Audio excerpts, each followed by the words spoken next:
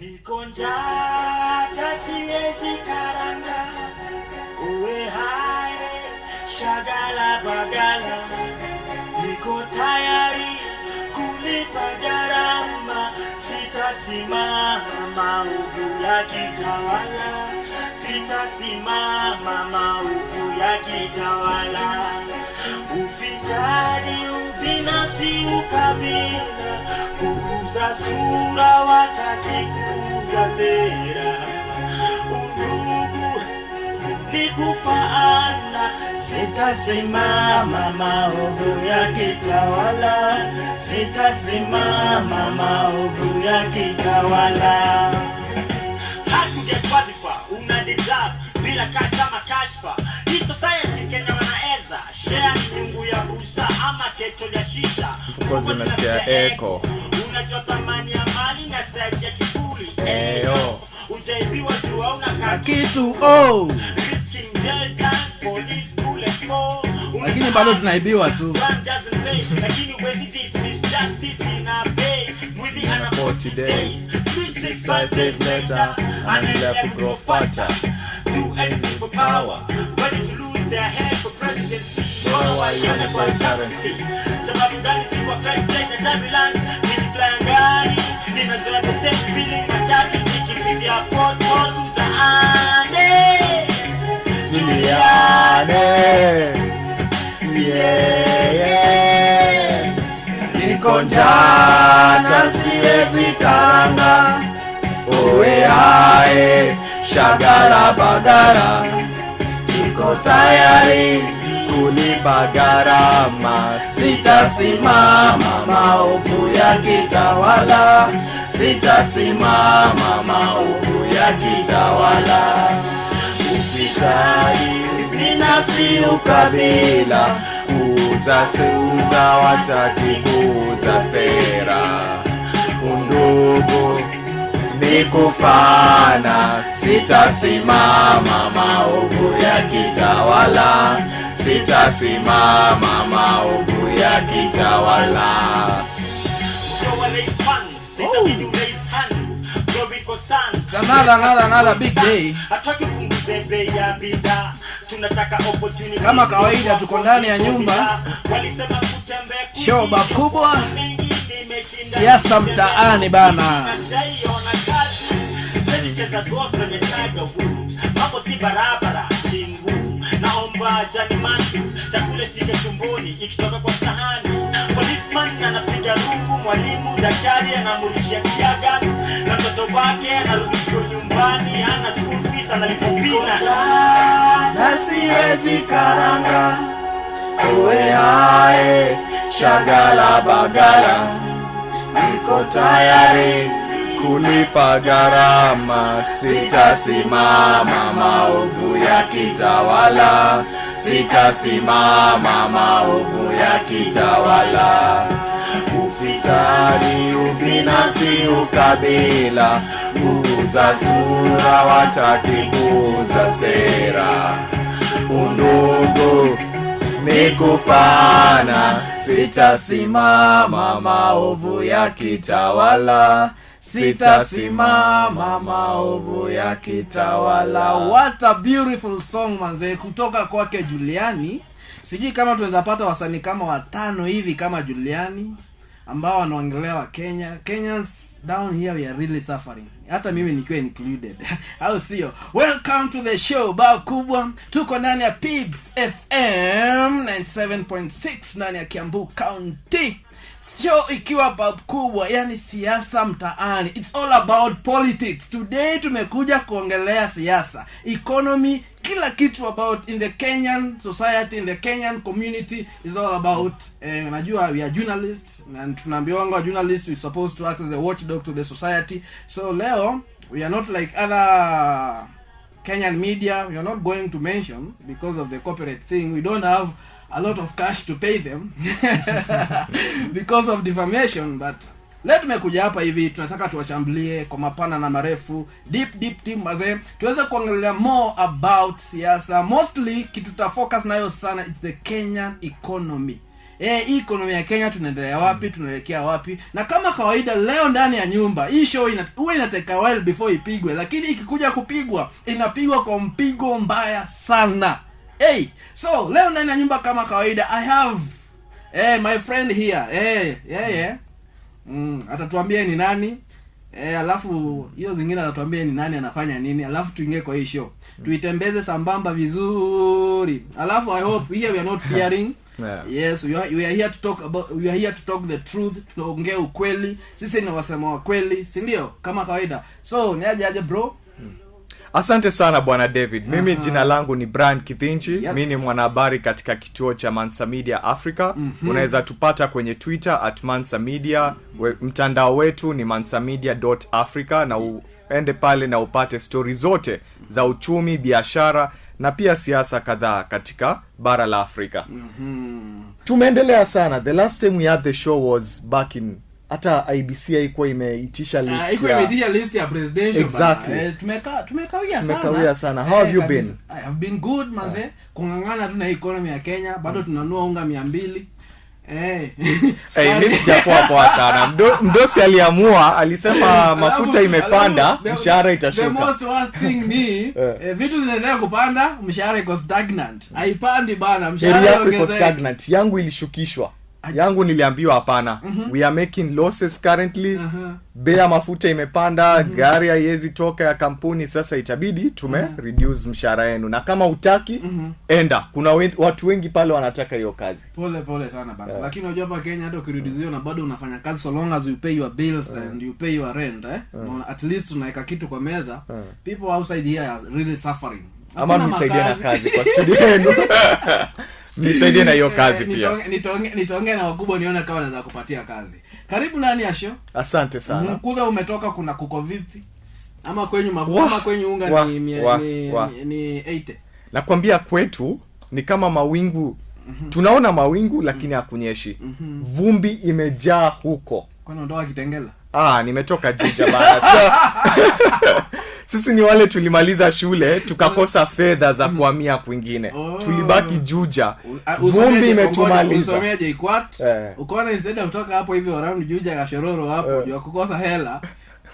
Ukaamua kuishi tu hapo. And the funny thing, nimekaa hapo for 8 years. Imagine how many things have changed in 8 years. Na nimekaa exactly the same place, Gashororo, Juja, miaka 8. Vumbi imetupiga, barabara tuliekewa, lakini sasa bado inabidi tukue, kama kunaweza nyesha kama mara 1-2 hivi kila mwezi, tupunguzie vumbi kiasi.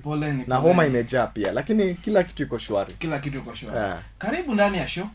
Sasa leo tuko rada, lazima tuongelelee hii mambo. Na niko na topics kadhaa hapa nataka tuendelee tuweze kuizungumzia kwa mapana na marefu. Nataka tuanze kuongelea about Kenyan economy. Alafu before tuende kwa Kenyan economy, juzi bunge la Seneti limeweza kupitisha na kumruhusu rais wetu wa Kenya akope pesa nyingine trilioni 1 tuwe na deni ya trilioni 10.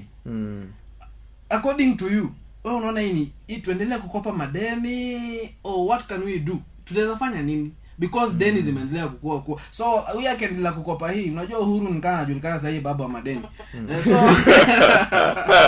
Na vile ni mdosi. Na vile ni tajiri, ako na mabilioni ya pesa. Sasa anakopa ingine ifike ikue like 10 trillion. Kenya we are suffering. Hata mtoto mwenye hajazaliwa saa hizi anasabuliwa deni.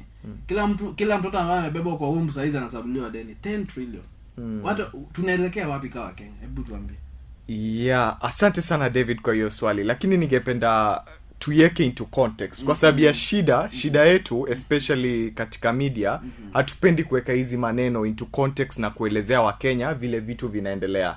Kwa sababu tukianza na mambo ya kwanza kuhusu ile deni tuko nayo, having debt as a country si jambo mbaya. Ukiangalia kuna mataifa mengi kama Japan, Amerika wako na deni zaidi kutushinda na wameendelea kutushinda. Na watu hata sisi tukipewa nafasi ya kwenda huko, si mimi nakimbia leo nakimbia naenda huko, mnaniona Tokyo, naachana na Nairobi hapa. Lakini shida si kukuwa na deni. Shida ni tunachukulia hiyo deni kufanyia nini. Kwa sababu tatizo letu kuu kwanza ni ya kwamba we have a lot of government inefficiency and corruption. Uhuru Kenyatta mwenyewe alisema kila siku serikali yangu inapoteza bilioni 2. Bilioni 2, na yeye ni rais, amekaa pale katika State House anasema hivyo. Mbona usiende umalize? Mbona simalize you are the president bana, your father was the president, you have all the power. Sasa ni kama nikuulize swali lingine, huyu ndugu yake wa handshake. Exactly. Alisema akipatiwa urais, tutakuja huko tuongelea kidogo. Alisema anajua loopholes. Anajua yale mashimo ambayo pesa mkimpatia urais ataenda kuziba yale mashimo na corruption ataimaliza. Na sasa bado uko kwa serikali. Bure sana. Uhuru pia alikuwa anajua. Uhuru alisema the same thing 2013. Alisema mimi ni tajiri, sina hata haja ya kukua president, lakini naenda pale kuwasaidia. Kwanza hata nitakuwa napeana hata mshahara wangu. Kwa sababu mimi ni tajiri already. Lakini alipoingia pale jamaa anaendelea kunyakua. Okay. Inasemekana, wacha niseme hivyo, inasemekana anaendelea kunyakua na bado corruption inaendelea. So shida yetu ni we have taken more debt over the last, especially kutoka Uhuru aingie 2013, and the debt inakuliwa because according to a report ilitolewa na World Bank last year, ilikuwa inasema for every dollar of Kenyan debt, a third of it is lost to corruption. So kwa kila shilling, kila 100 shillings tunaomba, shilingi 30 inapotezwa kwa corruption. Inaenda kwa mfuko ya mtu, na sasa sisi wa Kenya wote tunailipia. Ukiangalia maneno ya uchumi pia, we have been lying our statistics sana serikali. Kwa sababu kuna mtu anaweza niambia Kenya is the largest economy in Eastern Africa, ama Kenya is the fourth largest economy in Africa. Na ukiangalia poverty inaendelea kupanda. Kabisa. Unemployment, watu hawana kazi, inaendelea kupanda kabisa. Exactly. Alafu kuna statistic nyingine ilitoka jana, ilikuwa inaonyesha stock exchange ya Kenya is the third worst performing stock exchange Africa. So unashangaa na hizo statistics zote zenye economy inafanya baya. Dola inacheza kwa 116, hata ishafika 20. Hata ishafika 20. Exactly. So unaona hiyo dola iko juu sana. Kwa hivyo inamaanisha shilingi ya Kenya kuna vile ina lose value. Inaweza kuwa uchumi unakuwa, lakini uchumi haukui for everyone. So inamaanisha kama uchumi haikui kwa kila mtu, inamaanisha there is widening inequality. The gap between the poor and the rich in Kenya, it's even increasing, and I think sahi labda tuko na bwana number 2 Africa katika hiyo gap. Kwa sababu jua shida ya corruption ni watu wakiiba, ama hiyo madeni kichukuliwa watu wakiiba hiyo pesa, because they are becoming richer, inamaanisha their purchasing power inaendelea kukua. So they can pay more for prices. But sasa wewe you can't pay. So the prices of goods and services ita increase, lakini wewe huwezi afford. Wao wana afford. That's the problem ya corruption and the problem ya government inefficiency na policies zao. Tukirudi hapo hivyo sasa, tukiongelea hiyo debt before turudi kwa economy, hii Kenyan economy, because we want to focus about the food staffs, vitu kaa hizo. Exactly. Kuna ama CSO Uhuru, wengi wao tunajua kinyama kukiwa ma CSO wako na vitu. Sasa hizi tunasikia wengine wamenunua hadi mashamba hadi South Africa. Nini kuna KEMSA, kuna hii health nini KEMSA scandal. Kuna watu wametajirika sana hizo pesa, but hii serikali Uhuru inashinda ikisema corruption. But they know the people. Tukirudi kama like kwa KEMSA scandal, wanajua ni akina nani wamefanya hii.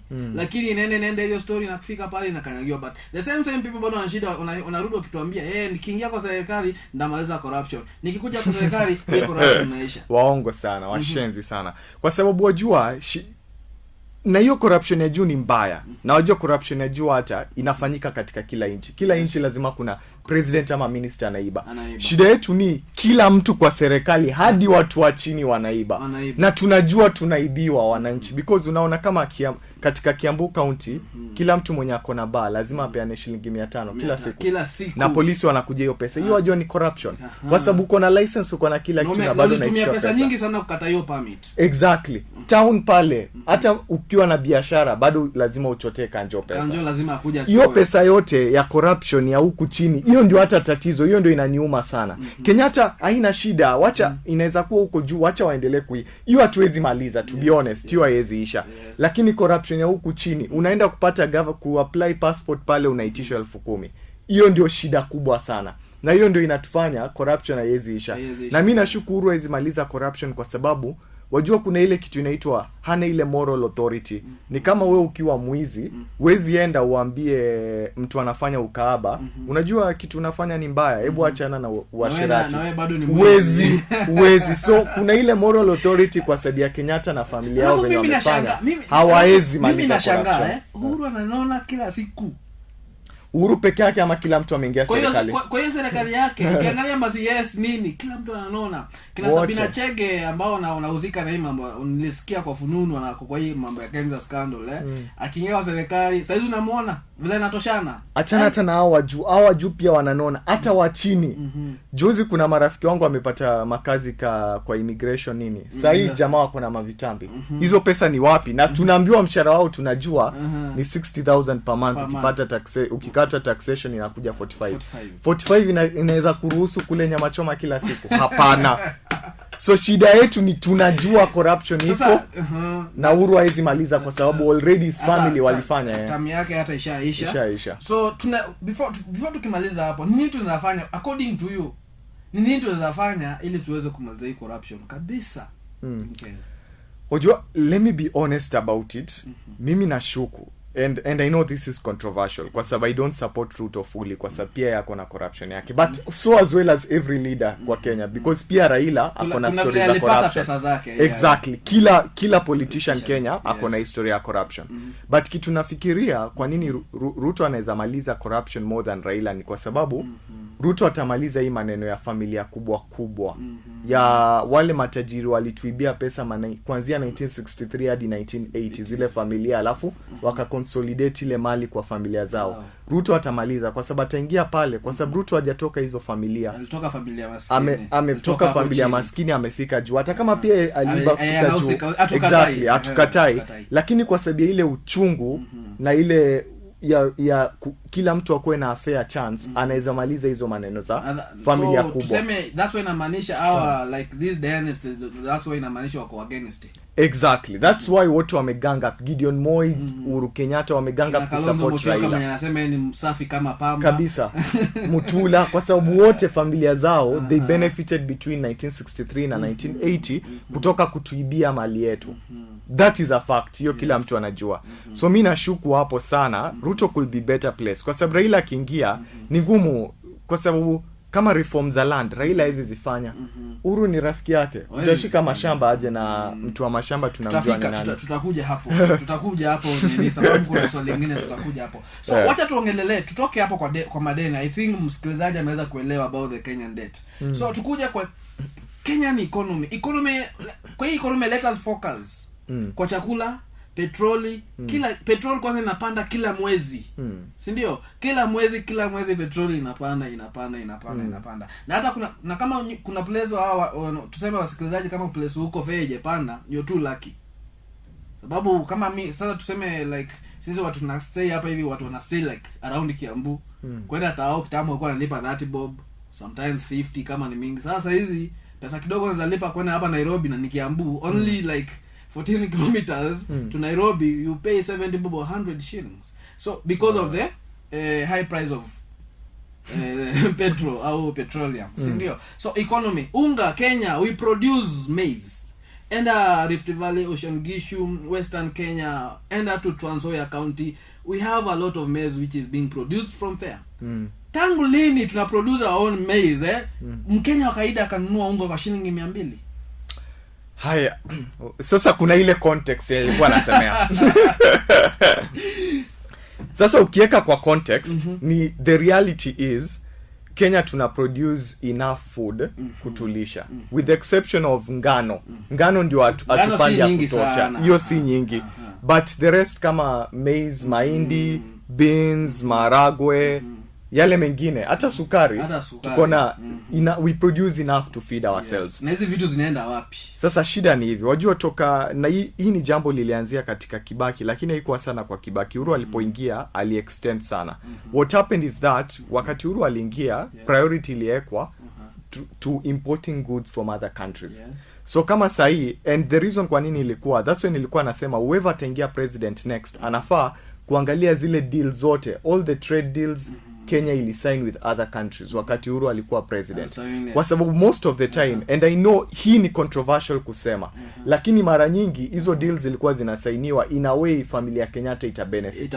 So anaenda pale kama kwa ile deal tulisaini na Mozambique, anawaambia haina shida, mnaweza tuletea sukari na mahindi yenu, alafu sisi tutawatumia maziwa. Maziwa ni ya nani? Si maziwa ya babangu ama mamangu. Maziwa ni tunajua ni Kenyatta family yake, exactly. Sababu KCC yote imefilisika, tumebaki na Brookside peke yake.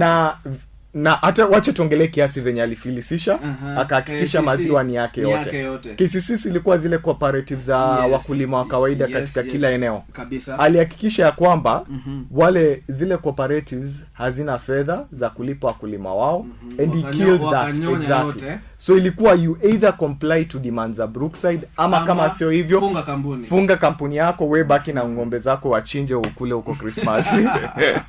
Sasa tukirudi pale sasa according to venye Kenyatta amefanya, so what we have done is we have killed our own industries and our own agricultural production in favor of importing from other countries to satisfy his own family's interest. Exactly. Let us communities families. Exactly. So hiyo ndio maana tuko na shida, because mimi kama sasa niko sure tukienda pali kama Meru kuna mahindi pale inalala. Nakumbuka 2017 hata sasa najua sasa tukienda Kitale tuende Trans Nzoia kuna wakulima kwa na mahindi nyingi hawajanunuliwa, and yet tunauzia wa Kenya sasa hizi unga shilingi 200, kwa sababu tuna import kila kitu, imekuwa priority. Hadi mayai tunatoa Uganda. Absolutely. Na kwa sababu ya nini tumesign deal na wao tuwatumie nini? Mtu aende angalie, the next president anafaa kuangalia all zile deal zote tulisign, kwa sababu hizo ndio zinatumiza. That is the reason kwa nini tuko na inflation. Si story na Russia and Ukraine, kwa sababu we have prioritized importing other products which we already produce in order to satisfy some families. Exactly. Few families. Exactly. Sawa. So Wakenya mmesikia, imekuwa imefafanuliwa vizuri. Hiyo economy kulingana na economy inapanda, because hapo hivyo pia mnaweza support, because saizi najua nikienda Trans Nzoia, nikienda Ocean Miguzi, nienda Western, nienda hata Meru, tutapata we produce mahindi tujai saizi Mkenya kununua unga 200 shillings haifai. Kabisa. Tissue yenye uko nanunuanga shilingi 80 saizi unanunua kwa 150. We don't know the next thing. Lakini mimi nashindwa na mbona Wakenya wamenyamaza? Sababu nikienda hapa hivi juu Ethiopia, not Ethiopia, hapa Sudan hapa. Al-Bashir alikuwa anaitwa Bashir, Al-Bashir. Alingolewa mamlakani because ya kupangusha bei ya mkate. Si ndio? Wajua tofauti yetu, wajua society yetu actually, society yetu hata ukiangalia before colonialism, Kenyans are not naturally violent people. Si watu wa kupigana sana. Ndio maana wazungu watu walipokuja, with the exception ya Kalenjin na Giriama, ilikuwa Masai wenye walipigana. Kupigana ilikuwa I think ni Kalenjin peke yake. Hao wengine si most wali collaborate. Society yetu haiko na ile violence ya kupigana na kila kitu. Alafu kitu nyingine ni kwa sababu ya juu economy ina grow in different, watu wa juu wanaendelea na watu wa chini hawaendelei. So na tuko na hiyo divide ya class, hatuwezi kuwa na revolution. Kwa sababu watu wa chini mkitoka pale simtaletewa polisi na wataoa. Lakini watu wa juu wakienda kuandamana ndio kuna tofauti, kwa sababu wao hawezi shikwa. Wao they have the power already to speak on our behalf. Lakini they can't kwa sababu they already are benefiting. Sawa. Producer sijui kama tuko sawa. Sijioni ukituambia time yetu iko sawa. Haya, sawa. Nataka tukirudi before tutoke twende hiyo ka break kidogo. Nataka tuongelee mask. Haraka tuongelee mask. Hiyo topic. Alafu leo nashinda. Alafu kitu kingine leo nashinda nikicheza wimbo tu ya Juliani. Sawa. Sichezi wimbo mwingine. We are not in the entertainment show here. Sawa. Nashinda nikicheza wimbo wa Juliani leo. So wacha cheza background. Wacha tuongee mambo ya mask. Wakenya tumetolewa mask, ilikuwa last year June. Mask ilitolewa. Madaraka Day. Uhuru ndo alitoa mambo ya kuvaa mask Madaraka Day fulani. Ilikuwa June akiwa Kirinyaga ama ilikuwa kwa sure si mwaka. Producer, hii mwaka tumeingia juzi bana, ni vile masiku zinakimbia. Mask ilitolewa last year. Yes. Yeah, mask ilitolewa last year. Yeah, if I'm not wrong. Curfew ndio ilitolewa juzi. Ama ni curfew? Sijui. Wacha tukue tutaconfirm. So, saizi tunasikia huyu CS of Health anaitwa nani? Mutahi Kagwe. Akakuja akatuambia wameinstate the wearing of mask in institutions. Ukiwa kwa matatu lazima uvae mask. Sasa ukienda super lazima uvae mask. Na wapi kwingine? Na kwa soko lazima uvae mask. What for? Wajua, kwanza wacha tuanzie hapa. Masks do not work. Imekuwa proven. Mask haziwork, especially hizi masks za kawaida za shilingi 10. Alafu shida nyingine ni watu wanainunua, wanaivalia kama wiki nzima. Mask do not work zile za kawaida. Mkenya anatafuta. Absolutely. Na ni ukweli kwa sababu mask ni bei. Hiyo shilingi 10 sahi inaweza kusaidia hata upate fare ama kule lunch yako. But mimi nashuku mask zilirudishwa. Unajua mask hata zilipowekwa zilisaidia sana polisi na makanjo, people in the security forces, kwa sababu hata mtu na uniform ya KWS angeenda pale akushike akuulize kijana ni aje una mask, na itabidi umetoboka 500 ama 1000.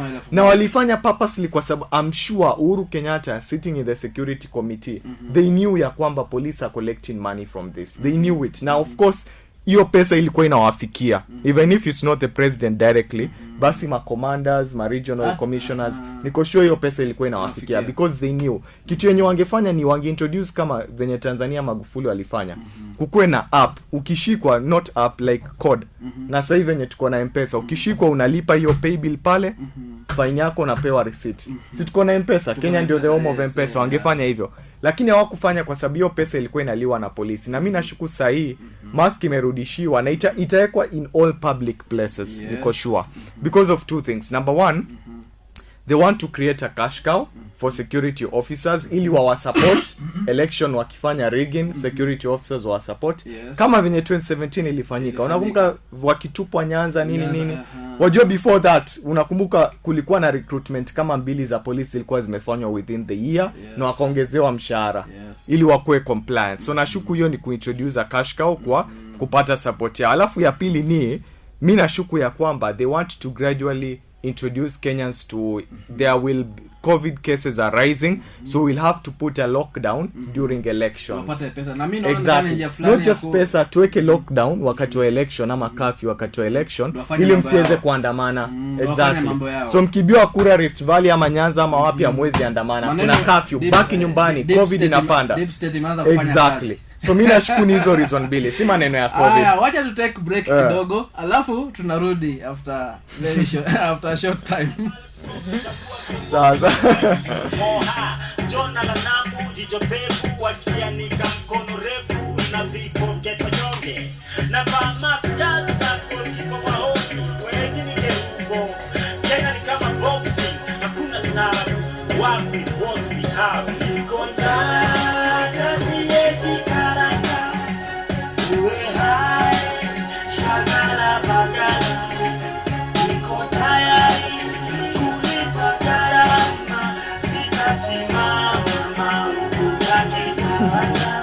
Sitasimama maovu yakitawala. Ufisadi, ubinafsi, ukabila, kukuza sura watakikuza sera. Undugu ni kufaana. Sitasimama maovu yakitawala. Sitasimama maovu yakitawala. Haya, without wasting time, welcome back to the leading show manze in East Africa and Central Africa. Show ikiwa ni siasa mtaani.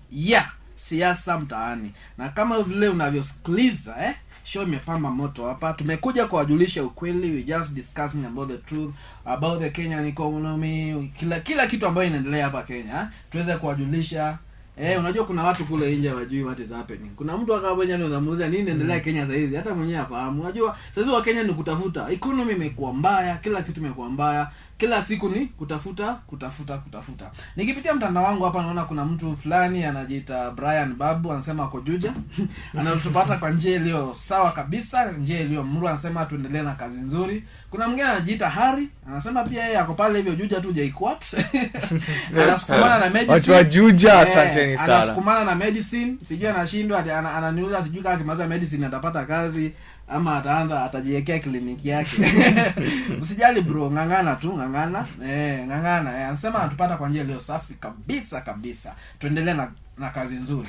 Sasa Mr. Brian, tukiendelea, wacha tuzungumzie Jacaranda. Ruto ni mara yake ya pili. Mara ya kwanza akajaribu kwenda Jacaranda, vurugu ikatokea. Mara ya pili ndio yeye akasema ako na rally Jacaranda, vurugu ikatokea na watu wengi, paka huyu mgombea wa kiti cha ubunge inasemekana alikuwa injured kitu kaa hiyo. Yeah, Francis Muriithi. According to you, wewe unadhani ni unajua hii siasa ina mambo mengi. So according to you hapo Jacaranda, asijui kama waliweza kuhudhuria hiyo nini ama walikatiza.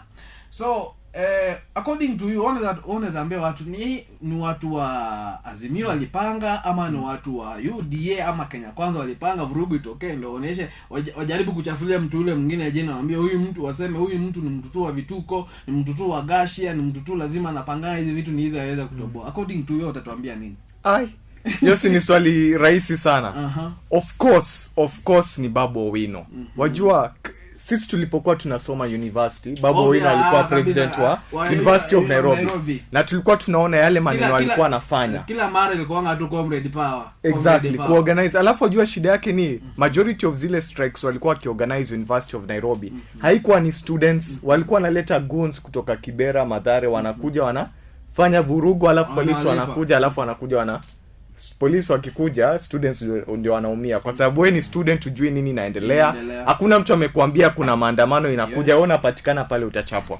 Sasa shida ni ya Jacaranda ilikuwa Babu Owino wanted to intimidate the opponent. It's something which iko kwa DNA yake as a person, as a politician. That's how rise kwa fame, using goons and violence to achieve his political goals. Na ni mbaya sana ya kwamba polisi hawaku intervene, especially sahi. Wakati ilifanyika 5 years back 2017 ilikuwa nadhani pale unge explain ya kwamba polisi hawakuingilia kwa sababu wajua angeingilia ingeonekana kama ni government wanataka kusupport their opponent. But sahi wakati we know Azimio is supported by the government, it is in government. Exactly. It's easy for the police to come out, ama the commissioners to come out and say, hey msee, hatutakubali violence. Exactly. We cannot allow you to continue doing violence against your opponents and intimidating them. And it's very sad ya kwamba Ruto ndio alikuja kupata the bad, watu kumsingizia vibaya wakati he had nothing to do. I mean, politics zetu ni tribal, tunajua hivyo. How many Kalenjins wako Nairobi ku create violence? Tuambiane ukweli. Ni wachache sana. Wakalenjin hawapendi kukaa Nairobi, wanapenda kukaa kwao. So Ruto, wafuasi wa Ruto wako wapi wafanye hiyo violence? Hakuna. Itakuwa ngumu sana. Sawa. So lakini unajua at this time utakuja waseme ni huyu na huyu. Hakuna mtu atapeana context. Sawa. Tukitoka hapo Jacaranda, wacha tuingie kwa Kenya Kwanza. Kenya Kwanza unajua kuna Kenya Kwanza ni UDA, kuna Ford Kenya, kuna ANC party, kuna hii Akuria, kuna hii Afogo. Juzi nikiwa tunaendelea nimesikia Afogo anaanza kusema huyu na nimetoruto anaitwa nani? Gachagua is not a powerful person in Central Province. Madhakaru ameweza ataweza chukua hizo kura haraka. Na huyu mtu yet ako kwa UDA, ako kwa Kenya Kwanza. What is the problem? Lakini Kabogo anasema ukweli. Kuchagua Rigathi Gachagua was the biggest mistake Ruto alifanya. Kwa sababu mimi hata sikuwa najua ni nani, nilishangaa ni nani. Huyu ni Rigathi, hata sijamsikia. Na sijata na hata akiongea hata uwezi hana ile command yenye unasikia huyu ndio mtu mwenye anaweza leta kura za Central. Alafu shida nyingine ni ya kwamba I think alimweka kwa sababu ya pesa na kwa sababu ya amekuwa akifanya kwa deep state, because ukiona mtu mwenye alikuwa DO district officer at 19 years. Mimi mwenyewe hata sikuwa nimejua siku hata nimeanza campus at 19. Na yeye amekuwa district officer. Watu wengine kama sisi tumeanza campus tukiwa 20 years, 20. Exactly. Not other 20 years, 21 hapo. 22. Yeah. Alafu unasikia wakati wa Nyayo House zile matocha, yeye ndio alikuwa mdogo wa Moi anasimamia hiyo maneno pale. So I think alimweka kwa sababu hiyo maneno ya kukua kwa deep state, lakini shida ni alisahau ya kwamba you need mtu mwenye anaweza leta kura. Kabogo angemletea kura because Kabogo ako na sense, anajua kuongea. Rigathi hakuna kitu Rigathi anajua kufanya. Ni pesa labda na ile historia career profile yake venye amefanya kazi. I think Kenya Kwanza wamefanya mistake, but ukiangalia zile chama zingine kama ANC for Kenya, I mean wataletea Ruto kura ngapi? Ruto is more popular than all these people. Anybody will vote for Kenya Kwanza will vote for them because of Ruto. Won't vote kwa sababu ya Gachagua, ANC ama nani. Ruto already akona ni kama Raila 2017 akona ile name recognition. Ndio I think the second most ama the most popular politician in Kenya. Alafu niko kurudisha pale hizi polls zinakuja zinasema Raila is leading nini. Wamoe kupigia simu. Hiyo ndio swali ngona kuuliza. Kama waje kupigia do you believe in these polls? I don't believe kwa sababu these are government things that are just being sponsored and then mseme hivi na hivi ufunikeni wa Kenya macho ndio ikifika hiyo ndio rigging ifanyika on 9th August mtakuwa mnaambia sisi tuambie nyinyi wa Kenya tuliwaambia mtu fulani alikuwa anaongoza sasa oneni sasa ameongoza ameshinda. Si kweli hiyo is just a government plot kwa sababu I mean how many polls tumeambiwa na vitu zikatan. Sisi polls zilisema 2018 Hillary Clinton atashinda elections. Si alichapwa. Walisema Brexit haita happen. Si happen.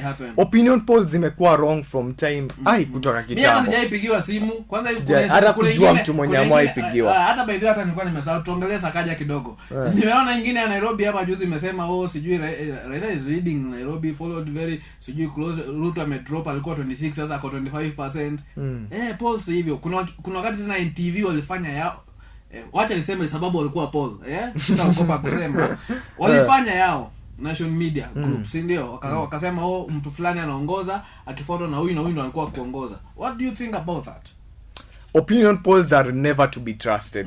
Already tuko na examples across the world, let us see Kenya penye they are just used by the state or the power party in office kuonyesha how much support they have. Yes. So hizo miuso niambia ati opinion poll imesema hivi kumaanisha huyu jamaa yuko popular. Hapana, hizi vitu unaweza ziarrange tu ulipe watu wakuje na data statistics zao zenye ni fake waonyesha. So mi si trust. The thing is kama unataka kujua mtu anapendwa angalia just visit the town na ulize watu wanafanya kazi kama conductor, watu wanafanya kwa kinyozi, watu wanafanya kazi kwa soko, waulize ni nani mnaweza pigia kura watakwambia. Na wote wanasema by the way ya kwamba wangeka Kabogo kushinda Rigathi. Hapo ilikuwa mistake. So Kabogo ana wivu. Ana wivu. Anasema ukweli hapo. Kabisa anasema ukweli. Kuria amekuwa support lakini Kuria nimeona juzi akisema no option no matter even if there's misunderstanding in Kenya Kwanza. Kenya Kwanza there is no other option than Kenya Kwanza. Alisema hata binguni kuwe na vita hell is not an option. I think shida yao ni kura ngapi NC wataleta za Western. Shida ni I think unajua kuna Moses Kuria kuna chama yake. Sasa unajua hao watu wa UDA wakipatana unajua kuna UDA ni Kenya Kwanza it is a form of men coalition. So watu wa UDA ni kama wako wengi. So wakipatana kama hapa Kiambu Wamatangi huyu mgombea wa governor anapigia Wamatangi upato sana because unasahau pia Kuria anasimama governor Kabogo pia anasimama governor. I think hiyo ndio kitu inaleta difference kidogo kati yao because hao watu wengine wana support sana mtu wao kuliko wao. Yeah, I think so. Yeah. But I think for them itakuwa how many votes can they get from Western? How many votes can Wetangula na yule jamaa Western is going to bring a lot of votes to Ruto? Uko sure? Yes. These people are working inaitwaje? But nani atazileta? These two gentlemen naona wanakusanya lakini Malala that is Malala bado yuko yuko UDA. Yes yuko UDA ako 40k ako ANC so it's part of Kenya Kwanza. Unaona kuna huyu Baraza mwenye anakuanga na vituko kila wakati. Didimas Baraza. I think they are going to deliver because then they are going to deliver because Raila amekuwa kwa disappoint sana. Juzi wamenyima timu Wanyonyi kugombea ugavana na alikuwa na unajua timu Wanyonyi kaange gombea ugavana angepewa because Kenya na ni Mluya so wakamnyima wakaleta the state unajua tu wakaleta Igathe pale, mnaenda akioshia kila mtu vyombo. Kuna watu, kuna mimi zile ni picha tu, zile ni picha. Kuna mimi zimekuwa zikitembea. Zile ni picha. Yule jamaa hizo acha kitu. Haraka tuendelee Sakaja. What is nini ilihapenia Sakaja? Sakaja nasema hakusoma. Atuseme ukweli hakusoma. Kwa sababu lakini akona degree, ilikuwa proven. Ile kitu alinunua. Huyu jamaa hakusoma. Wajua watu wengi hawajui, lakini Sakaja alisoma the same high school yenye nilienda Lenana. And correct me if I'm wrong. Yes. I think hakumaliza pale. He was expelled. He didn't even finish high school. So nikalienda kamalizia kwingine. Alikuwa mrui sana. Lakini mi huona hii maneno ya kuitisha degree ndio mtu akuwe kiongozi. I mean, I make sense. Leadership si lazima. I make sense kabisa. And especially in a country penye tunaanza tunaambia vijana ya kwamba degree si kila kitu, jua kufanya kazi za mkono. Alafu tunakuja tunaambia viongozi, wewe degree ni muhimu, hatujali kitu yote. I mean consistency. Consistency. Alafu tukisema degrees are very important. Can someone tell me Raila alisoma degree? Hiyo hata bado tujapreview because tunasikia alifanya welding. Can someone tell me Uru alisoma degree? Niambie ukweli. I mean, ujamaa alisoma degree. Rich kids walizaliwa kwa pesa. Vitu kaa hizo. Exactly. So kwa sababu haiwezi kuwa implemented consistently. Lakini hata hivi that's all walikuwa mingilia Sakaja sana, watu wakaleta shida, then so ikabidi wame pull out kidogo because kila mtu alikuwa anaanza kuulizia Raila alisema amesomea Germany, atuambia alifanya wichi. Tuonyeshe hizo certificates. Pia the same to Uru. I think so ikafika pale wakakul. Lakini I think do you think that Uhuru alifanya to waste state's money to send someone to Uganda just to confirm someone's degree? Man, that was cheap politics. And especially wakati yani you can send an ambassador to confirm an opponent kama kuna degree, but huwezi tuma huyo ambassador kutetea wale wafanyikazi wanaumizwa, wanauliwa kule Saudi Arabia UAE. Huwezi tuma ambassador wawatetee, lakini utatuma ambassador kuangalia kama mgombea mwenza akona degree. Hiyo ilikuwa hii ku make sense. Hapo alifanya vibaya. Kabisa. Twende tuingie kwa Martha Karua. Tuongelee Martha Karua, take break kidogo. Raila ni msarendo. Tuongelee Martha Karua, tukirudi tuongelee Wajakoya, alafu tukimalizianga. Sawa. So kuna Martha Karua. Juzi nikiwa tweet zangu, nikasikia Martha Karua anaambiwa watu wa Central, timupigie you vote for Raila because of me. How mimi nikajiuliza swali moja, hata even I tweeted I replied that tweet, nikauliza kwani who are you to tell people to vote for someone because of you? And nikasema just sell your manifesto and your agenda and let the Kenyans decide. Do you think it's a good thing? I don't know. These people our politicians, they try to manipulate Kenyans. Amunonanga, what's the thing there? Sasa ni kama wewe sasa hizi mtu akuja kwambie nipigie kura sababu upigie huyu mtu kura sababu yangu. Wajua mimi I was a Raila supporter, but Raila lost me wakati alipochagua Martha Karua. Hata mimi na kuingiza Uhuru akwe chairman wa Azimio kwa sababu Raila all the years Raila amekuwa mtetezi wetu. The person who fights for change. Ingekuwa imefika hapo. Amekuwa mtu mwenye anatetea haki zetu, constitution, democracy nini. Ametutetea sana, lakini shida ni kama ameacha hayo yote ili akuwe tu president miaka 5 kama anaenda kufa. I mean, it's only his legacy sahi, which na mimi siwezi blame kwa sababu human beings we are like that. I mean, ni kama uko umetafuta kushinda kitu all the time, utasema wacha ikawie, wacha tu nipate hii niende zangu. So mimi nashukuru amefikia hiyo level kwa sababu ukiangalia I don't think Karua anaweza leta any votes. Karua ako pale tu kuweka ile kuhakikisha ya kwamba Raila keeps his promises to the Kikuyu mafia. That is Kenyan. And Kikuyu mafia, not all Kikuyus. There are a section of Kikuyus who have benefited illegally since independence. So amekuwa tu hapo kuensure ya kwamba the Kikuyu mafia keep Raila in check. Akijaribu kwenda na sasa hata Raila sidhani anaweza run the country kwa sababu tunaona jamaa anasinzia dakika kila tatu. Karua ndio anakuwa sana. Hawezi kaa dakika 3 kaa anasinzia. Karua ndio atakuwa na sign hizo deals Hizo zote. vitu zote. So yeye ndio atakuwa hata president wetu. Tunafaa kumchunguza sana manifesto zake na vitu anasema atafanya, kwa sababu yeye ndio atakuwa anatuongoza, si Raila. Haro Azimio. Sawa. Kuna huyu mtu anaitwa Boniface Mwangi. Ana trend sana. Sijui alilipwa ngapi, anajitanga tu watchman of the people Sasa inaona ana support, anaongea sana about Mother Karua, this person atamaliza corruption nini then alafu sasa akiulizwa anasema at yes kuna mtu alimwambia Uhuru is the chairman of the Azimio na akasema at Uhuru sijui akaongea about this the pride na niona umereply hiyo tweet jiko fala. Sasa mimi hata mimi nilimuuliza swali moja this person Raila will not ever run the country because Uhuru is the chairman. Akimess kidogo hivi atakuwa na controliwa like a remote, supposed to do this and this and this because of the chairman and control everything and he will be part of the government which is formed atakuwa hapo tulikuwa kumprove. Si hata nyumba yao is just next to State House. Nyumba ya familia ya Kenyatta. Yeye ndio atakuwa na run the country, si Raila. Raila atakuwa tu hapo kuonyesha kwamba we have another president who's not Uhuru and is from Luo tribe, lakini hata kuwa with any say, any power. Angalia composition ya jeshi ya Kenya, angalia composition ya Central Bank, angalia composition ya Air Force yetu, pilots wetu, all the key industries are dominated by one tribe, the Kikuyu tribe. And majority of them are not ordinary Kikuyus, they come from specific families.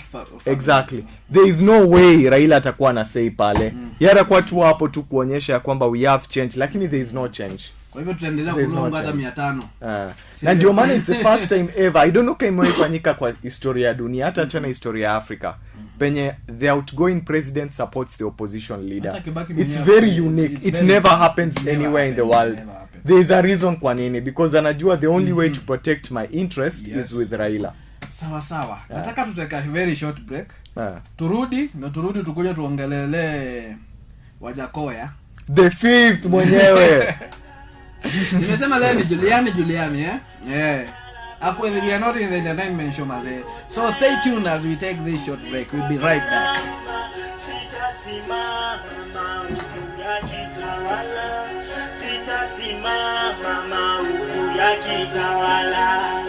Ufisadi, ubinafsi, ukabila, kukuza sura, wataki kukuza sera. Undugu ni kufaana, sitasimama maana kitawala, sitasimama maovu ya kitawala. Hakuja qualify, una deserve, bila kasha makashfa. Hii society Kenya wanaeza, share ni dungu ya busa, ama kecho ya shisha, mfuko zinasikia eko. Unajua thamani ya maisha, anaendelea kukufuata. Do anything for power, ready to lose their head for presidency. Gonna why you're for permanency.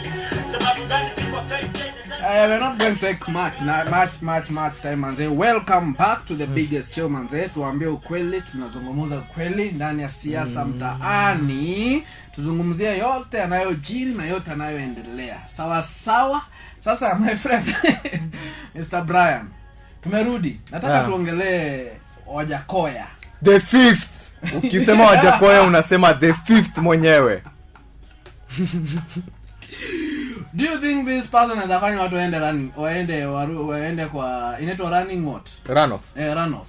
Do you think he would have won the presidency angepewa fair coverage? Lakini shida ni yao watu nyinyi watu wengi wanasema Wajakoya the fifth. Wanakura. Hapana. Most of them are the youths. Acha usiniambie umeingia kwa ile trap ya the media. Sijaingia trap ya media because I don't support Kenyan media. Sijaingia kwa trap ya media, but I know most of the Kenyan youths most of them wana vitambulisho na wana kura. And those young men do the most who are supporting this man Wajakoya. Absolutely. Shida tu ya Wajakoya angeshinda hii elections, angepewa fair coverage equal. Hata si fair, a bit equal. Wacha kusema fair coverage. Tuko na mtu fulani hapa anaitwa Raila na kuna Ruto. Kama Ruto mwenyewe apewi fair coverage. Sembuse. Who is Wajakoya? bana. Unaingianga Citizen wacha niacha kutaja. Unaingianga it's like time ya news ikifika. Unaenda a certain station unaona pale wanaweka like is a feature story of 10 minutes just talking about one person. Unaona? Alafu wakiweka person 2 wana rebut. Wanaweka yeye alafu wanaweka lakini kuna yule alisema hivi. Hawaachi point yake iende. Lakini do you think what is your take on Wajakoya? Wajakoya is the best person to be Kenya's president, the best candidate we have ever had. Kwa sababu ni mtu mwenye number 1 yuko consistent in his beliefs. Si kama Raila. Raila yuko consistent, amechange sahi. What he used to stand for, ameachana nao. But Wajakoya ukimsikiza interviews zenye alifanya back in 2010, 2011, the guy amekuwa consistent on his beliefs. Number 2, ideas zake they are the best. And he's the only person mwenye anasema how we will implement these ideas. Kwa sababu wengine wanasema kama Ruto, we are going to provide 50 billion for bottom up. I mean, hiyo pesa itatoka wapi? Si wenyewe tuko na madeni. Hiyo pesa itatoka wapi? Nani atapewa hiyo pesa? How will you distribute it? Hatujaambiwa hizo vitu zote. Raila ndio yeye anakuja anasema ya kwamba tutamaliza corruption. How? Where? Who? And you have been in that government for more than 50 years. Exactly. But Wajakoya anakuja anakuambia ya kwamba sahi mimi nikiingia tutafanya hivi, I'm going to legalize medical bang, not bangi yoyote venye media wanasema medical, not ile yenye wase wanavuta kwa club. Hiyo si medical bang. Medical bang ni yenye inatumika kwa hospitali. We are going to grow cannabis, tutengeneze uniform za jeshi, tuuzie watu. Uniform ya jeshi ya Israel inatengenezwa kutoka cannabis kwa sababu bangi, cannabis sorry, kwa sababu bangi si kuvuta peke yake. It can be used for other purposes as well. Alafu anakuja anasema tutakuja tufanye snake farming, tuuzie wa China nyama, alafu hiyo sumu tuuzie countries zingine za Afrika. Another very good idea. Watu wanakuja wanamcheka, jamani mwendo wazimu, lakini watu hawajui ya kwamba kila mwaka tuko na around 1000 Kenyans wao wananyoka na wanakufa. Na achana wenye wanakufa, every year we have to buy antivenom from South Africa, 13,000 shillings per dose. And a normal human being requires 3 to 5 doses. Hiyo pesa yote imagine tunaweza save na to create jobs za Kenya tukifanya hivi. He is the best candidate, akona the best policies, lakini shida yetu ni ya kwamba tumegawanyika kwa kikabila na the media hawataki compare equal coverage. So the election imekuwa decided. But ata force runoff. Ikiendelea hivi ata force runoff. Anaweza force runoff. And I think itakuwa the best achievement. Alafu najua Kenya wamefurahi. Utakuwa unafanya kazi siku ngapi akipita? 4 kwa wiki. Na ina make sense. Ina make sense kabisa. Exactly. So Wajakoya nyinyi mnasupport Wajakoya, mmesikia.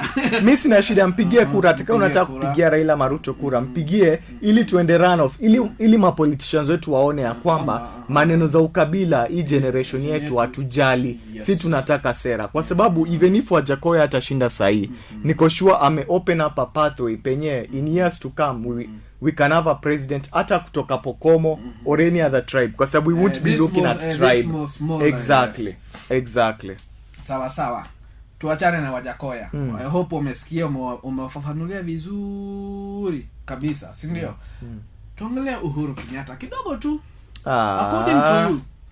Mnasema kila pale sasa kila pale ukipita unapata billboard. Asante Uhuru Kenyatta. Sawa. Asante ya nini? Watengeneza barabara. Na hiyo deni ilichukuliwa kutengeneza barabara, tunafaa kuilipa.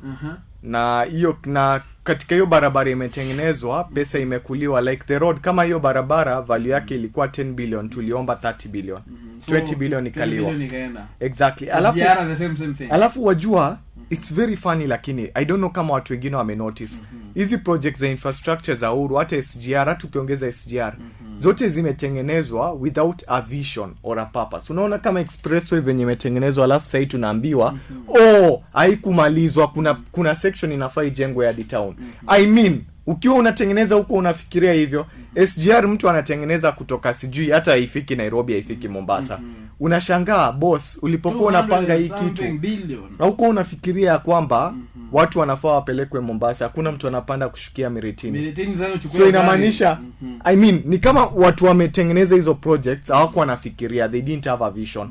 Nikatu ni pesa tunataka kuja umwage hapo, tengeneza tu kitu alafu tadili nao baadaye. So hakuna kitu ya kupraise Uhuru now. He's been the worst president ever. The same thing I tweeted last time, Uhuru is the worst president ever we have ever seen.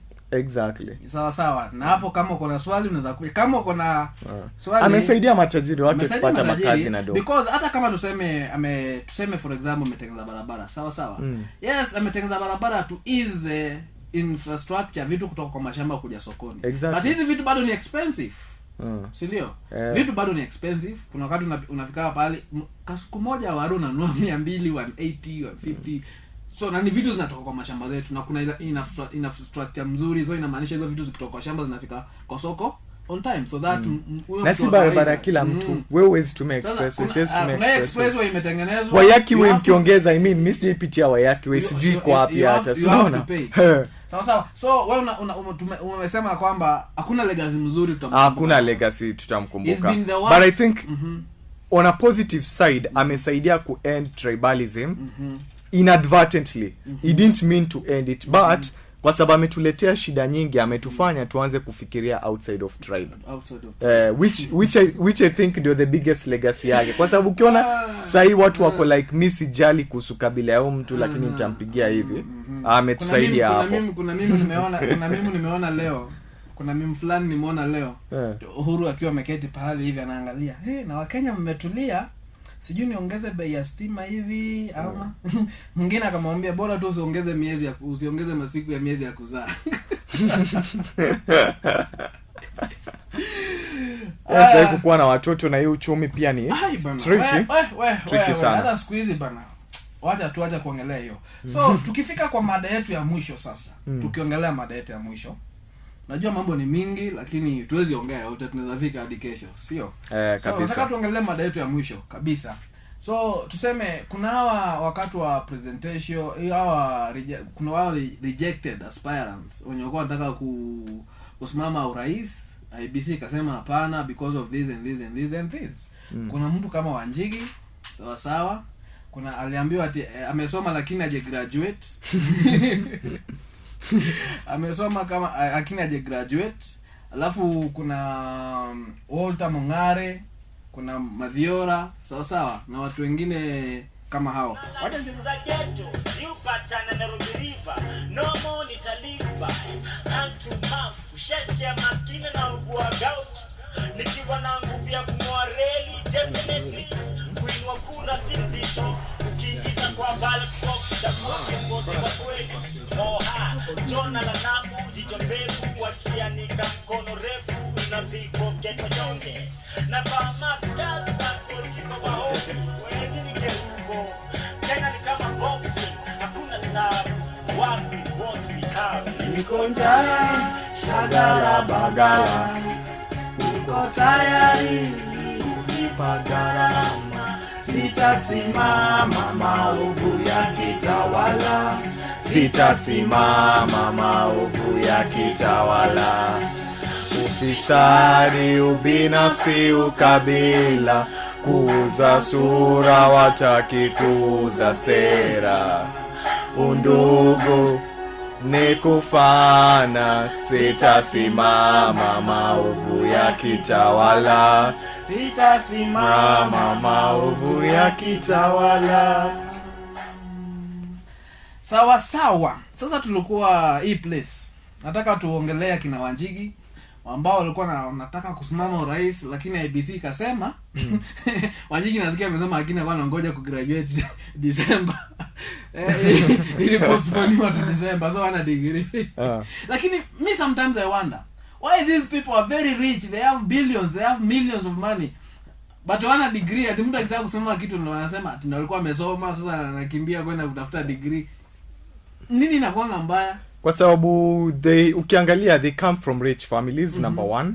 So they are already wealthy. Hawaoni the purpose ya education. Unajua kutoka familia ya umaskini, your parents force you kwenda shule na kupata makaratasi because they believe it doesn't mean it works like that, but they believe ukipata makaratasi itakusaidia kupanda hata utawasaidia siku moja. Exactly. But unajua sasa watu already uko na mali, so education you come to understand ya kwamba life is not all about education.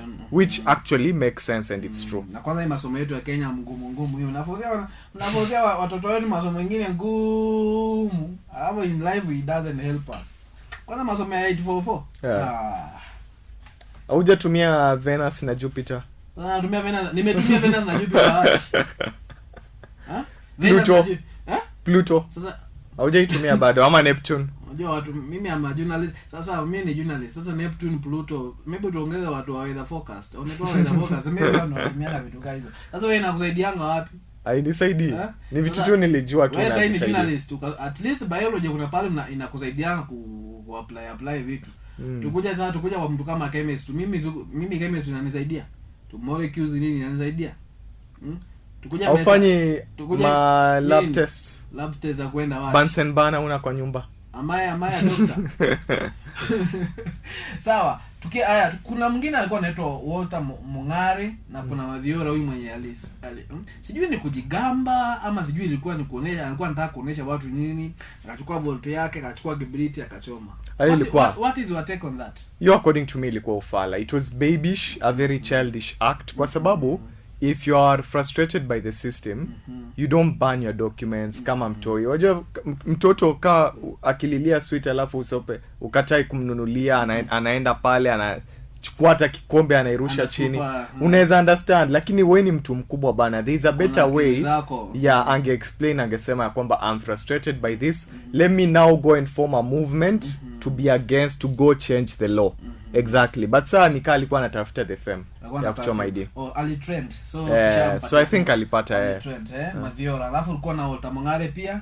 So do you think IBC walifanya kitu mzuri ku reduce these presidential aspirants? Yeah, they did a good thing kwa sababu to have many presidential candidates inge dilute the ability of us to view these elections as a chance to vote for another person or to change the conversation about tribalism yenye Wajakoya amefanya, kwa sababu tungekuwa na 24 candidates Wajakoya ange stand out. I mean angekuwa one of so many other candidates atungekuwa tunawajua. Juu kungekuwa na 15 other candidates plus Raila and Ruto. So conversations zetu sasa za politics zingekuwa either you are for Raila or you are for Ruto. But say because we have only 4 candidates, it's easy for one of the other two who doesn't have the name recognition to stand out unlike before. So alisaidia kupunguza the number. Exactly. It was the good thing. Sawa. I think tumefika hapo vyo mwisho kwa mada yetu ya leo. Lakini before tumalizie, mimi nataka tuongelee the Kenyan media kidogo. We talk about the Kenyan media. Unajua ilikuwa lazima as practitioners. Unajua sometimes I meet some students watu wanafanya mass communication especially in your position ya kufunza students. Exactly. So ukipata unawasomesha, unaambia ukisoma, unajua ukienda kwa media school lazima unafundishwa ethics and law of the media, what you're supposed to do as a journalist, supposed always to be neutral, you're not supposed to favor one person or another, si ndio? Sasa hizi tuseme economy ya Kenya ni mbaya, no Kenyan media is focusing about that. Every single day is about Ruto amefanya, Wavinya Ndete amefanya, Raila amefanya, kumefanyika, sijui kumeenda aje. Lakini tumesahau kuangalia swali moja Marisabit jana, ilikuwa ni jana au juzi, ambao Raila alienda kule akashindwa kufanya kampeni yake because watu walianza kupigana na mawe huko. Aliona hiyo. So you see this media yes, I think you understand, you as a journalist supposed to act as a watchdog to the society. Kazi ya media Kenya ni nini? I think I always say there are two things. Either they are unable or they are unwilling. Unable au wakubwa wao ndio wafanye hiyo. Absolutely. So hata nilikuwa nataka ku explain based on that. Ya kwamba unable or unwilling, either they are unable or unwilling, meaning ya kwamba they are unable to identify, like hawana ile capacity ya ku identify ya kwamba we can have a larger conversation, we can cover these people, we can this should be the story and this shouldn't. Either they are unable in terms of the intelligence kufanya hivyo, or they are unwilling based on directors wao wamewaambia from the word go ya kwamba conversation ukienda ni hivi. Exactly, ya kwamba we are supposed to favor, for example kama ni Azimio, we're supposed to favor them. So ensure ya kwamba when you cover the news, cover anything positive that Raila says. So wewe ukienda pale unaenda na hiyo bias. But do you think this inasaidia society all at all? Haisaidii society, and it's the reason kwa nini the mainstream media in Kenya is dying, because ukiangalia the number of viewers and readership Nation, Citizen, KTN, K24 ako now, and compare it with where they were 5 years or 10 years back, inaendelea ikididimia. Kama si inaendelea ikididimia, that's why wanafuta kazi watu. Me hata saizi for example, me I don't watch kuna media zingine wazi watch. By the way saizi badala niende niwe movie niweke movie ni watch movie. Absolutely, alafu chukue news zako Twitter. Yani Twitter. Of all things hadi tuko iko na more better news. Twitter is the thing, because unapata watu wengi siku hizo wako Twitter. Because sisi hapa hivi chini I think like Kenyans, we want to see that media that is criticizing the government because of 1 2 3 things. We are made of that of media. Because kulikuwa na scandals nyingi zimefanyika, no Kenyan media inafuatilia. Hao wanapatiwa kidogo naambio hii story msifanye, wachaneni nayo. You see, so like Kenyans we don't feel like we have the media which yenye inastahili kutuambia. I think pia one of the reasons kwa nini is, and this is a theory yenye I've always been thinking. Unaona kitambo wakati tulikuwa tunakuwa journalism used to be a blue collar job. By that I mean ya kwamba journalist ilikuwa kama a teacher. Alikuwa mtu mwenye ana relate na wewe, anakaa kwa mtaani wenu, anakuja kukuulizia what has been the story today, anatembea na watu, anakunywa kahawa na watu, anatembea na notebook. Hiyo ndio ilikuwa journalist kitambo. But siku hizi journalist ni kina nani? I am on social media, I have so many followers, I walk around in suits and everything. Siwezi tangamana na nyinyi. Mi hata kwa newsroom, because I worked in a newsroom, I know how they behave. Hata in a newsroom, the way they behave to their fellow staff, because like I'm untouchable, I'm famous, I don't care about you, you are dirty, you are poor, usinisumbue. So I think pia part of it ni the transitioning of journalism from a blue collar job to a white collar job. Imewafanya ya kwamba people live in certain bubbles, so they don't understand shida zenye mnapitia. So akiwasikia mnalalamika kuhusu prices za unga, I mean mimi mwenye skuli ugali na kula lunch yangu Norfolk, although sina hiyo pesa, I mean alafu mental health inakushika baadaye unajinyonga. Lakini kwa sababu you come and you live a life like that, so you are in your own bubble penye you don't know things that are happening on the other side, and you cannot relate to them. Sawa. That's our Kenyan media manze, but I hope one day they're gonna change. And that's why unapata squeeze most of the people are doing mass communication. Unapata watu squeeze wana major. Most of the people they don't like to be journalists. But I think we are already changing, kwa sababu angalia kama kazi yenye unafanya, you do excellent work in terms of telling audiences this is what should be the story. I've watched productions, even your students, they do excellent work as well. Hata productions za movies zao, they don't follow zile stereotypes za tribalism, which is a good thing when you watch a Kenyan. So me I say we are the ones who are changing, because the mainstream media is dying. Sisi ndio we can change the narrative. Sisi ndio tunastahili kuja na hiyo media yenye tunataka kupasha watu So lazima tuwaeke kwa ile njia wanafaa. Unajua wanastahili kufanya hivi na hivi na hivi na hivi na hivi. Sawa. So it's been a good time, good moment in siasa mtaani show, ikiwa babu kubwa hapa ndani ya nyumba Pibs FM. Nikiwa na mwenzangu Brian K. Sijui kama uko na watu wawili watatu wamekusalimia pahali. Simu yangu akiko mbali. Sawa. But tunaweza ugotea watu wawili watatu. Kugotea nitagotea nani? Mitagotea anybody who took time kusikiza hii podcast. Mimi nitamgotea kwa sababu we value your presence as well, and we value ya kwamba you have given us your time to listen to us. That I appreciate it more than anything. And as well as wasaidizi wako, producer on the camera side, na washukuru sana. Kukadi hapa hizi masaa si mchezo, wamejaribu sana by the way. Kuweka hadi masaa hapa wamejaribu sana by the way. Big up to my producer, big up to the camera lady. Wote ni wasichana, producer ni msichana, camera person ni msichana. So big up, mnaona wasichana wanajitolea. Sijui maboy child walienda wapi. Lakini sawa tu hii. Watu watafute sponsor bana. Alafu tukimalizia tumeongelea mambo ya siasa. I hope penye huko pale hivi nje umeweza kuelimika, umeweza kujua 1 2 3 thing what you supposed to do. Sawa. Na ukisikia kama tumecontem watu wengine unawapenda sana na umesikia vibaya, pole. Lakini we are not sorry for that. We have to talk the truth, we have to tell the truth, because that is our work at the end of the day. Absolutely. Tuyuko hapa tukufurahishe. Tuyuko hapa tufanye nini? Hatupendi kupendwa. We are here to break down the story the way it is. Vile iko. Manze show imekuwa tamu, show imekuwa mzuri. Alafu tukimalizia last Sunday kulikuwa Father's Day. Love the women took over. Father's Day.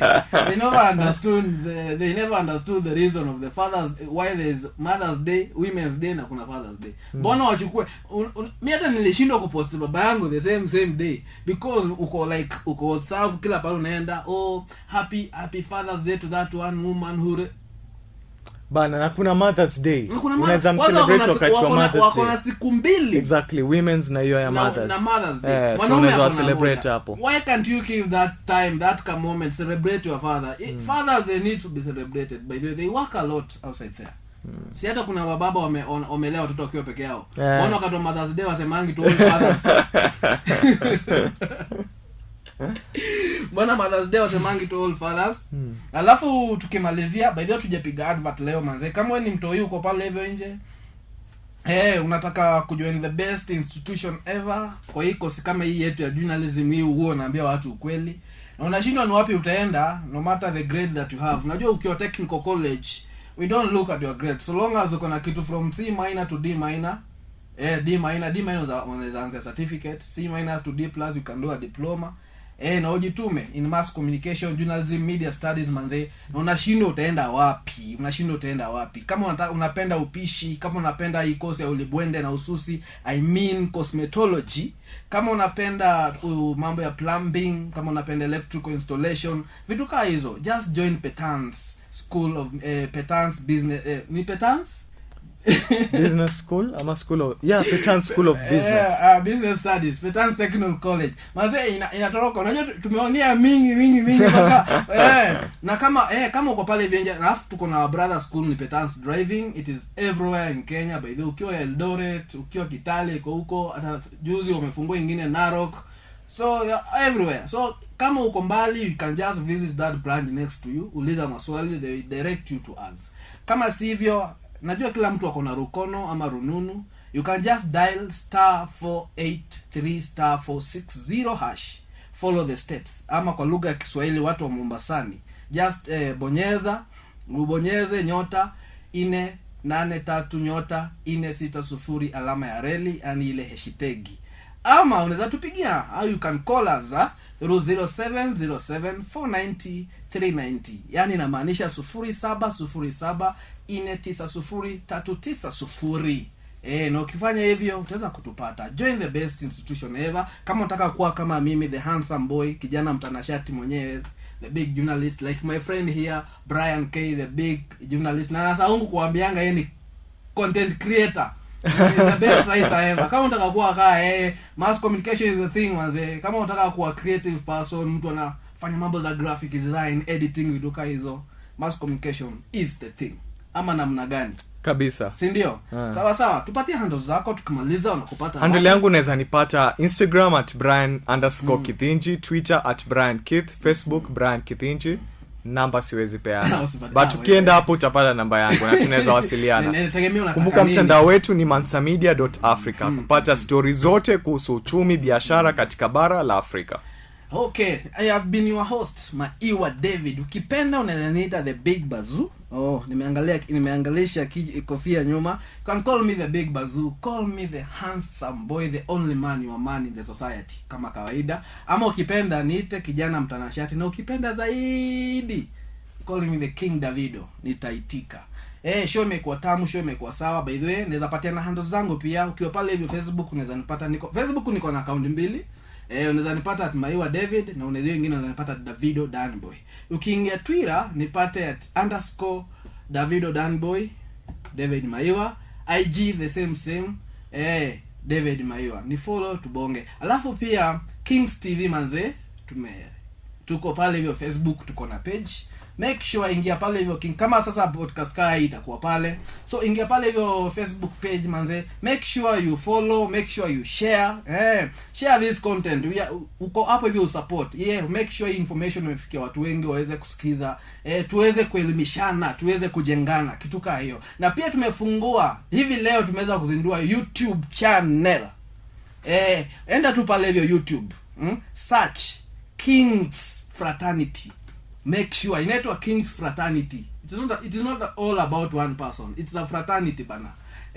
Ingia pale hivyo Kings, tafuta King's Fraternity, subscribe and share. Kuna content kibao sana hapo, kuna entertainment, kuna trend, kuna movies, soaps, kuna soap fulani inaitwa Love is Blind. It's more of a soap. Love is Blind. Make sure you follow us and support us. Been your host Maiwa David. Till next time manze, ndani ya show bab kubwa siasa mtaani manze. Goodbye and we love you all. Love inaweza kufanya haipotee, ningalikuwa na